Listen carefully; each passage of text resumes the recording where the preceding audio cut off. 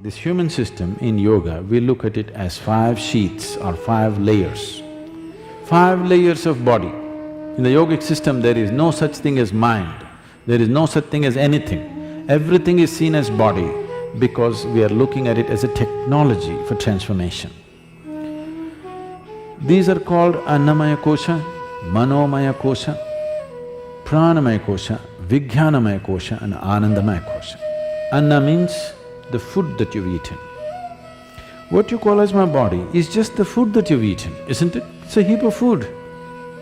Small or big is your choice, but it's a heap of food whichever way, isn't it? As there is a physical body which you gathered from outside, there is a mental body. When we say mind, it is not here or there. Every cell in the body has its own intelligence. Every cell in the body has its own memory, isn't it? So there is a body of mind. So this is known as the mental body or Manomaya Kosha. So that is hardware, this is software.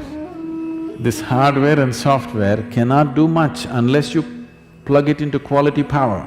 So the third layer of the body is called Pranamaya Kosha or the energy body. These three are physical in nature. The next layer of the body is a transitory body, which is known as the Vijnanamaya Kosha. It is a transitory body.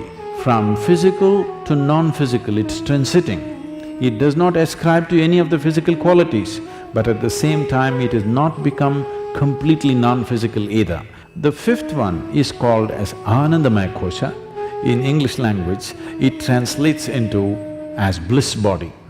Bliss body does not mean there is a bubble of bliss inside you. We are calling it bliss body because in our experience, whenever we touch it, we become blissful. So we are calling it bliss body. That's not its nature, that is what it causes for us. It is a non-physical dimension which is the source of everything that is physical.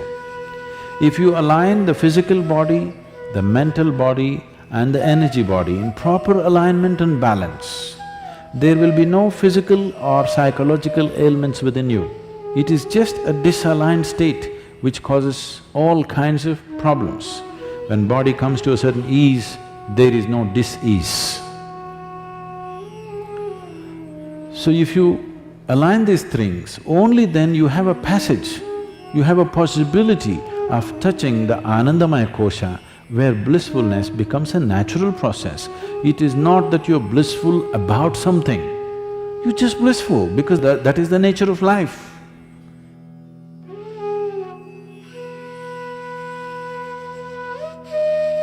To create health for yourself, there are 3 fundamentals that you need to take care of: food, activity and rest.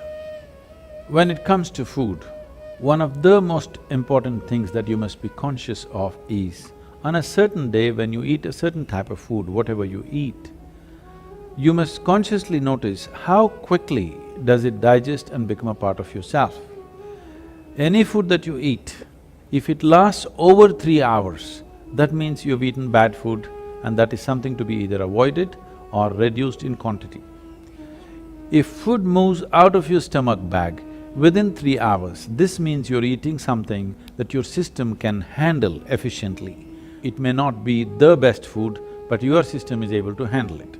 And between one meal and the next meal, if you create a clear gap of 5 to 6 hours, and in between if there is no other ingestion, you will see the cleansing process in the system on the cellular level, cleansing will happen. This cleansing on the cellular level is most important and significant for a healthful life. So between meals there must be at least 5 to 6 hours of space. If you're over 30 years of age, 2 meals a day, 2 good meals a day will suffice.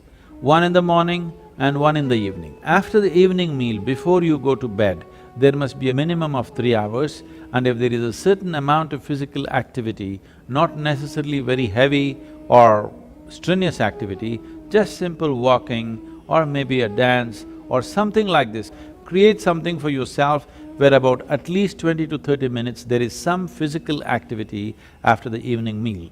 If you do this, largely your system will be healthy.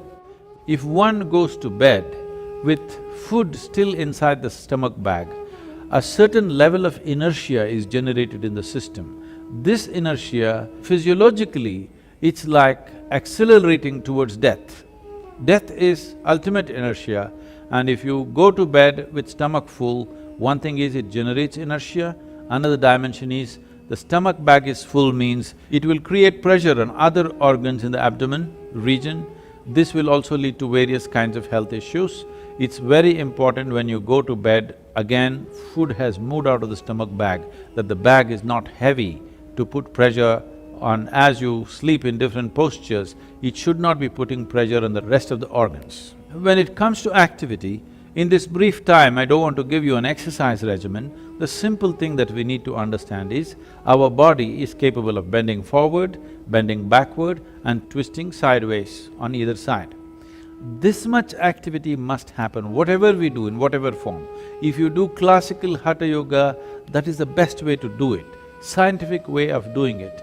If that is not yet in your life, you must somehow make sure every day you bend forward, backward and twist both ways and squat so that stretching of the spinal column will happen. This much activity is a must for everybody on a daily basis if we want to keep the entire system in a healthful state, particularly your neurological system, which will be an issue as one ages. The volume of rest that an individual needs is determined by various factors. One important factor is the type and the volume of food that one consumes.